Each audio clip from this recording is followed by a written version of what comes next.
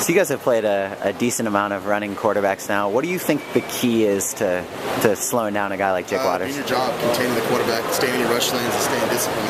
That's pretty much it. Is he different at all from some of the other running quarterbacks you guys have played against? I wouldn't say so. I'd say he's probably a little more tougher. Okay. That's about it. How do you see that come out in his film? That toughness. In his film, like he's a guy like he's gonna take hits on. He's not gonna slide around out of bounds. Like he's a running back there as well as a quarterback. So that's what I'd say. What are the other kind of big challenges of facing this offense in particular? The running quarterback, but what else about it kind of makes it unique? It's different. It's different than the offense I've ever seen. Like the way the offense lines up. It's I've never seen anything like it before. So is it the number of sets they use, the different variations of formations? Yeah, exactly. Yeah, it's that. It's just like I don't know. Like you'll have guard and tackle here, then like 4 feet this way you'll have the center, and then the other guard like right next to it. I don't know. It's like it's weird to like really irregular splits. Yeah. But then they'll sometimes bring in the whole line together, so they like to see what front you're in and then move around from there. How do you guys try to adjust for those splits in particular? Is that just a matter of doing your job, same stuff? Doing our job.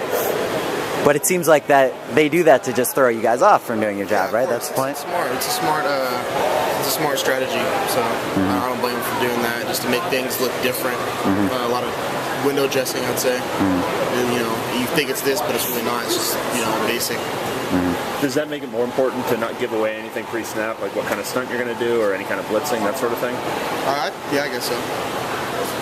How far do you feel like you've come in this season? I know you didn't have as much time before the season to get prepared for it. Yeah, I didn't have much time at all. I went from riding the bikes straight into San Bernardino full go. So, I was kind of playing, I'd say, some catch up with everybody else from, they had all their plays down, their technique down for spring, and I was like thrown right back in the mix.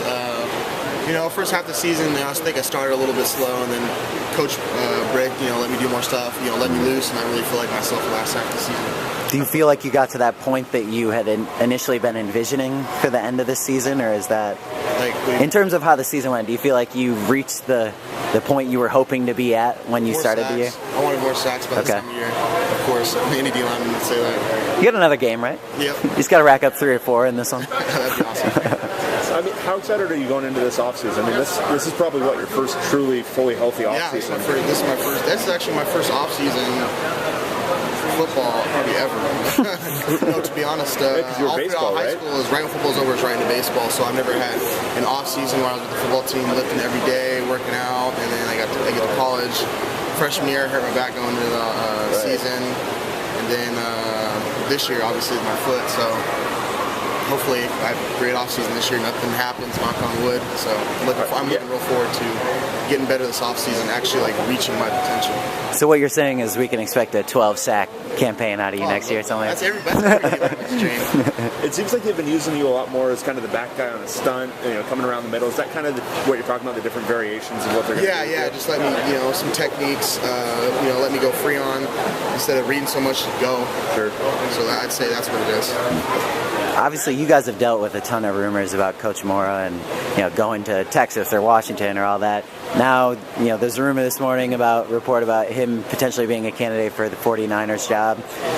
Does hearing it's from the NFL make you guys at all a little bit more anxious, or is that what's your feeling here? I have no clue. I don't pay attention. I don't watch TV at all. So I got to college, I haven't watched any TV.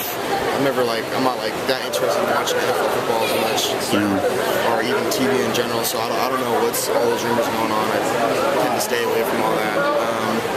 I heard last year's rumor he was going to Washington. I never had a doubt that he was going to go there. But I have no clue. I'm confident that he'll stay. You still feel the same way that you did last year when you? Yeah. So it's not really like my business or my worries. What goes on in the coach's personal life. I can control myself and my team.